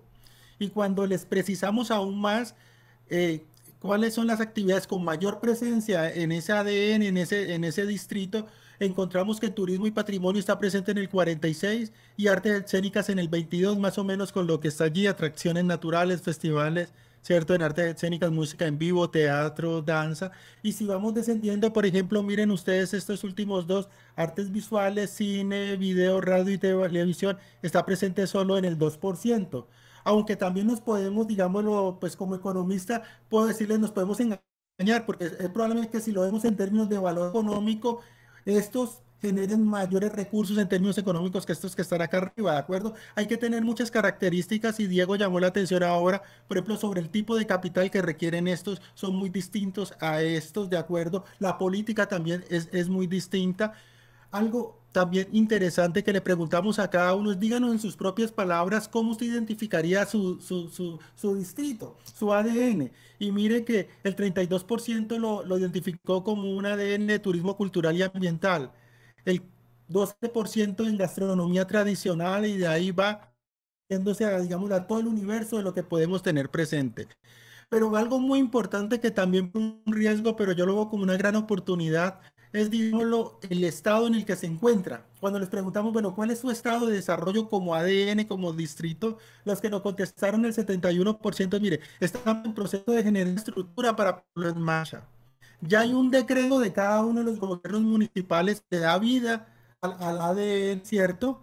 Pero requiere, como bien lo introducía al inicio, una mirada que es múltiple, ¿de acuerdo? No solo de los artistas, de los creativos, también de la administración pública local, de la regional, de la nacional, pero también de la comunidad, del sector privado, de la academia, de las cámaras de comercio, cómo se van vinculando. Entonces yo creo que lo que han planteado ustedes es muy útil para nosotros en este momento para tener en cuenta todas esas complejidades. Ya bien lo decía Adrián muy claramente, hay que procurar también un balance entre la producción y el consumo. Luego el consumo llega y eclipsa, genera una inflación y los artistas se van. Y ya solo pueden entrar solo los turistas que pueden pagar. Entonces, hay muchos retos, digámoslo, en esto. La gentrificación, digámoslo, está presente como el reto que se está enfrentando, digámoslo, el gobierno nacional y nosotros en el acompañamiento es poder dejar una estructura que logre digámoslo, tener en cuenta esos dos grandes momentos, el de la planeación, pero también el de la operación. Y en el de la planeación, todas las contingencias que se pueden presentar. Y en eso veo cómo nos han nutrido ustedes con su experiencia, pero también surgen demasiados retos en esto, que solo creo, a mi juicio, los vamos a ver es en la práctica. Por más que intentemos ahorita ver muchas cosas, algunas seguramente no las vamos a poder ver. Quería comentarles esto, un poco de contexto para que se situaran más o menos en Colombia. Igual, Luis, es una muy buena encuesta esa. Muy buena. Tienen que estar contentos. Y quizá hay algo que me parece sumamente interesante, Luis Fernando, me recuerda un poco el caso, ahorita que hablabas de videojuegos, me recuerda un poco el caso de Guadalajara, que es otra de las ciudades grandes de México, en donde hubo una política exprofeso para lanzar a Guadalajara como uno de los epicentros de cine y de animación y de videojuegos de toda Latinoamérica. Entonces pensaron un poco, por lo que entiendo, de la forma que ustedes lo están haciendo en ecosistemas, que era igual de importante tener buenas universidades en donde se pudieran educar los próximos animadores de México. El Festival de Cine de Guadalajara, que es uno de los mejores de Latinoamérica, tiene importantísimos fondos públicos. Se hizo un distrito digital cultural, justamente pensando en esta naturaleza. Entonces, justo siento que a lo que decía Diego es esta combinación interesante de entender el ADN, como mencionabas tú, y al mismo tiempo no quitar el dedo del renglón de la importancia de la imaginación política, que también puede hacer que esas piezas actúen de otra manera, de pulir y de pronto decir, bueno, ahorita hay 4%, pero está sucediendo esto a nivel internacional. ¿Qué se necesitaría para poder apoyar estos ecosistemas que tienen potencial desde una multiplicidad de ángulos y de intervenciones? Yo creo que estamos en general en un momento único que en cuanto a que la gente cada vez empieza a entender más a la cultura como una herramienta de cambio social. Ya no es una cuestión de elite o de snobs o de nicho o algo que no se puede entender, sino que de a poco, para mi gusto, igual falta muchísimo, ¿no? Porque todavía uno tiene que seguir explicando para qué sirve la cultura, que es horrible tener que seguir contestando esa pregunta, pero ya hay una conciencia colectiva de que se pueden transformar no solo barrios como estamos discutiendo acá, ¿no? Se puede transformar una realidad social. Yo hace mucho trabajaba en Medellín, con tango y en Colombia iba muy seguido. Me impresionó en una época que, bueno, ya hace muchos años, pero que había un trabajo con cómo continuar con la gente que se recuperaba de la guerrilla y había visto un aviso que a mí me quedó grabado, que era un arco de un violín o de un cello y un arma, y decía, aquel que empuña un instrumento rara vez empuña un arma. Y siempre me pareció, digo, esta imagen resume con dureza el poder de transformación de la cultura. Y es verdad que cualquier persona que abraza una industria creativa, sea la que sea, creo, quizá en esto soy un utópico, pero creo definitivamente que es un mejor ciudadano. Uno más sensible, más empático, más conectado con la realidad del otro. Y ese es el poder de transformación que creo que tiene la cultura. Yo quizá, gracias Diego, volviendo a la encuesta que nos habéis presentado sobre los canales de desarrollo naranja, es interesante ver que creo que era el 78% mencionaba turismo y patrimonio, ¿no? Como, no sé si eso es porque básicamente se concentran en áreas que ya son destinos turísticos y muy vinculadas a cultura tradicional, a un consumo cultural muy vinculado al turismo.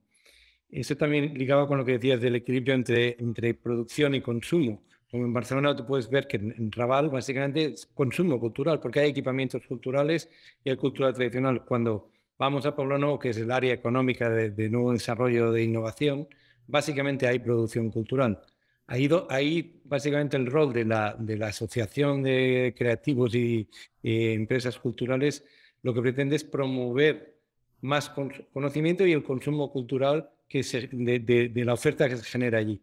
Entonces, es interesante ver la encuesta, me parece muy, muy interesante porque da muchas pistas y efectivamente lo que es producción quizás requiera una financiación, ¿no? Unos recursos diferentes lo que es consumo va muchas veces muy ligado a zonas de destino turístico tradicionales, ¿no?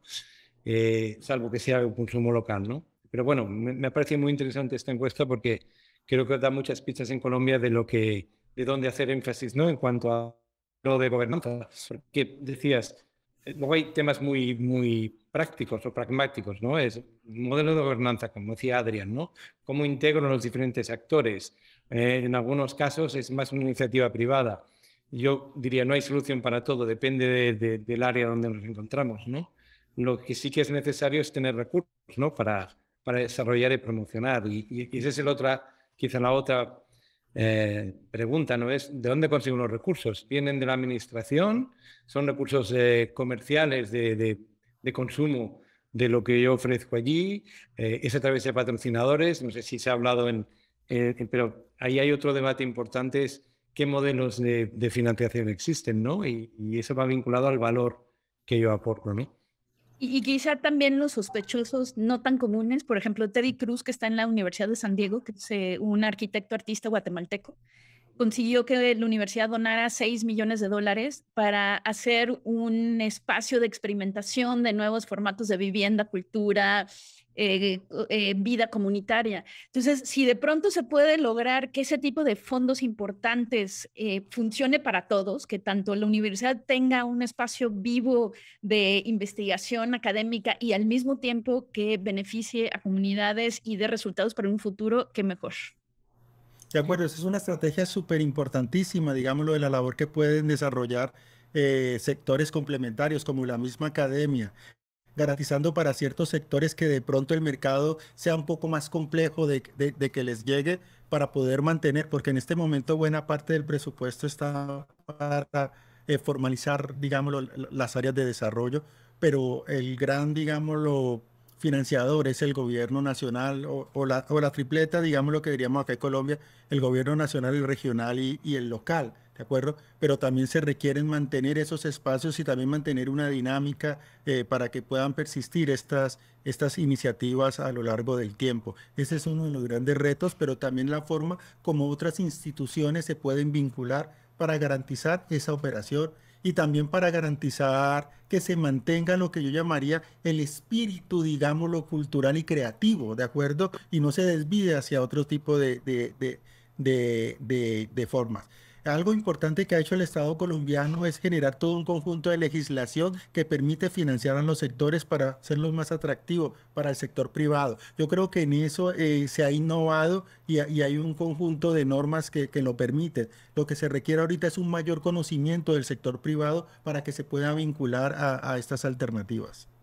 Y quizá también ahí, por ejemplo, el caso de Brasil, que no sé qué haya sucedido en últimos tiempos, pero los CESCs, en donde se donaba, o sea, las empresas daban un 1% que se invertía en estos centros culturales.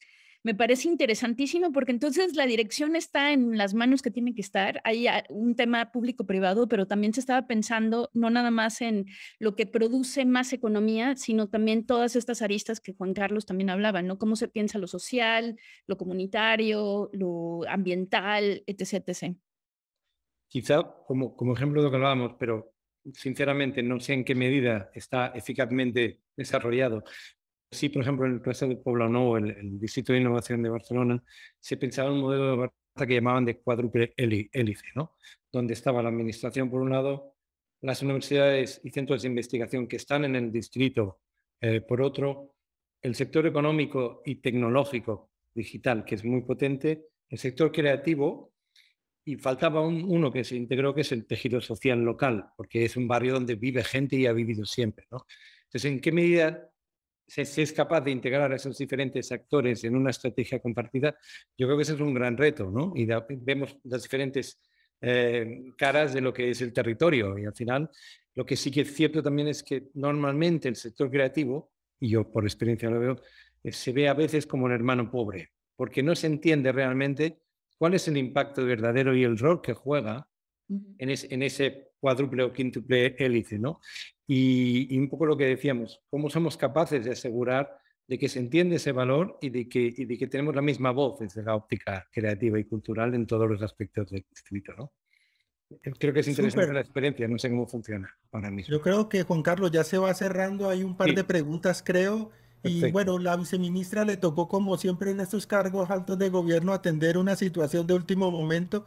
Nos acompaña para despedir Óscar. Óscar Gómez es el líder de las áreas de desarrollo naranja del Ministerio de Cultura. Y bueno, Óscar, yo creo que ya estamos cerrando. Se nos apretó la conversación. De verdad es que está muy, muy, muy interesante. Pero bueno, los tiempos se empiezan a apretar, como diríamos en Colombia. Juan Carlos. Bueno, pues, oye, yo creo que, a ver, yo creo que hay muchas preguntas, como decías, muchas. La verdad es que yo creo que cuanto más te metes, como decimos, ¿no? Eh, cuanto más te metes, más ves que hay temas que tienes que abordar. Pero sí que es verdad que hay mucha experiencia internacional. Yo creo que puede ser interesante de cara a la experiencia en Colombia.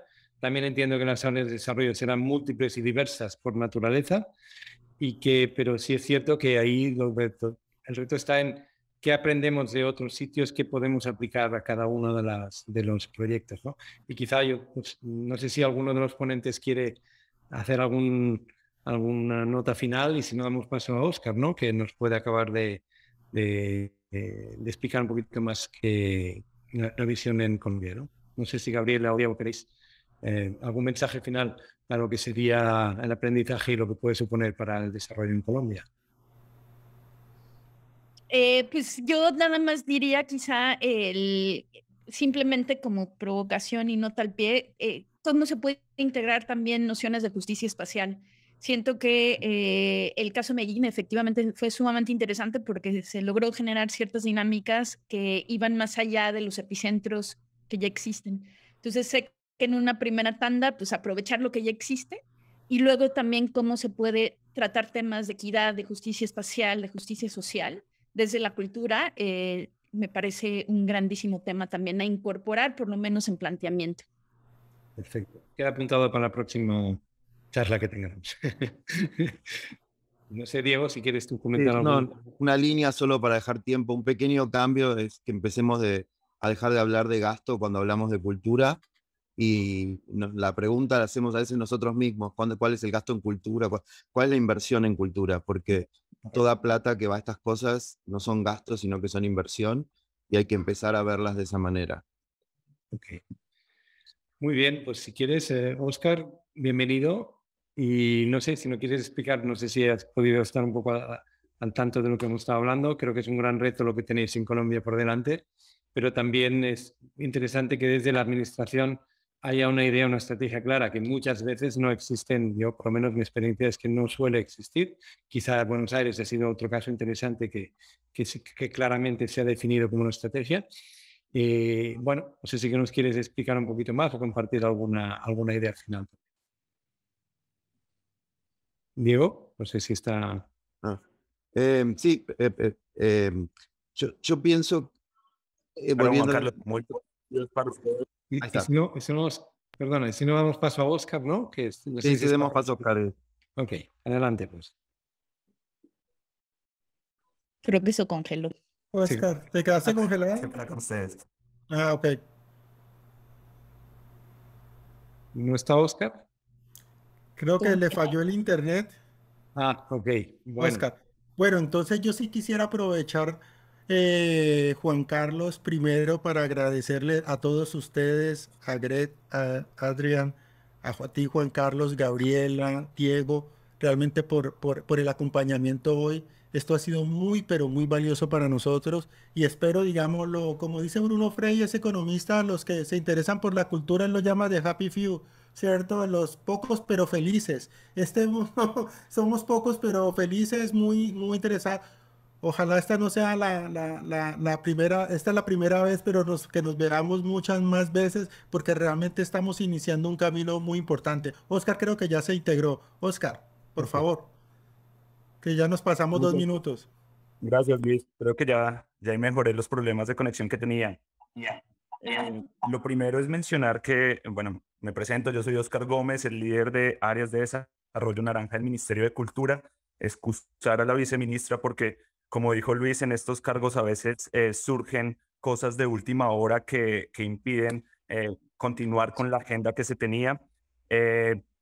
y unirme a las palabras que ha dicho Gabriela, Diego y Juan acerca de lo que pasa en los distritos creativos. Nosotros acá en Colombia tenemos en este momento 79 áreas de desarrollo naranja en 42 municipios del país, desde municipios de primera categoría hasta categoría 6. Esto es una apuesta que estamos teniendo desde el gobierno nacional y que llevamos a cada uno de los territorios. Es un trabajo en conjunto desde el gobierno nacional, el gobierno departamental y municipal, que es de largo aliento. Este es un trabajo que tenemos que realizar todos en conjunto y uniendo obviamente a la cuádruple hélice, como lo mencionaban, uniendo a la academia, uniendo al sector privado y uniendo sin lugar a dudas a la comunidad, que el capital humano es lo más importante que tenemos en estas áreas de desarrollo naranja. El capital humano es lo más importante y es la inversión más grande que tenemos en estas áreas de desarrollo naranja y que vamos a seguir trabajando desde el gobierno nacional con todo el equipo de profesionales que existe desde el viceministerio de Economía Naranja para apoyar y fortalecer estos procesos que se vienen dando en cada uno de estos territorios. Como mencionaban, la tarea no es sencilla, la tarea es de largo aliento, es una apuesta que tenemos que seguir adelante independientemente de los ciclos políticos. Esto es algo que se construye desde los territorios y que debemos mantener a través de los modelos de gobernanza y los planes de sostenibilidad que hemos venido trabajando desde el ministerio. Como les reitero, este es un compromiso que tenemos desde el gobierno nacional que queremos transferir a cada uno de los territorios y que vamos a seguir trabajando de aquí en adelante todos los días con el equipo de trabajo. Muchas gracias. Muy bien. Bueno, yo no sé si hay algún tema más a comentar, si no, entiendo que estamos ya casi fuera de tiempo, ¿no? Por lo que decías. Sí. Bueno, yo simplemente por mi parte entiendo por los participantes a disposición absoluta para compartir, seguir compartiendo experiencias en esta iniciativa, como decía Óscar, tan importante para el territorio, ¿no? Y que al fin y al cabo es algo en beneficio del propio territorio. Y en este sentido, pues todas las experiencias internacionales que puedan servir, pues a su disposición. No sé si Greg is here, maybe you can say something. Muchas gracias. Ok. Bueno, muchas gracias. Hasta luego. Ok. Hasta luego. Gracias a todos también.